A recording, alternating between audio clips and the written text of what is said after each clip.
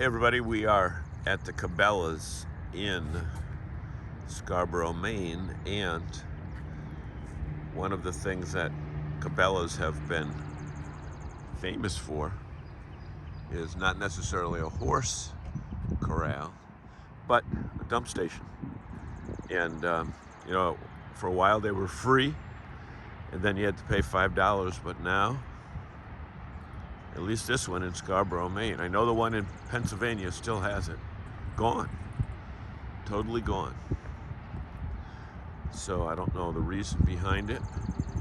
Just happened to notice this today. But that's what's left to the dump station now. Could it be that people were stupid and not cleaning up after themselves? Or is it a local ordinance or just what? But they still have the horse corral up. So if you want to bring some horses, you're fine.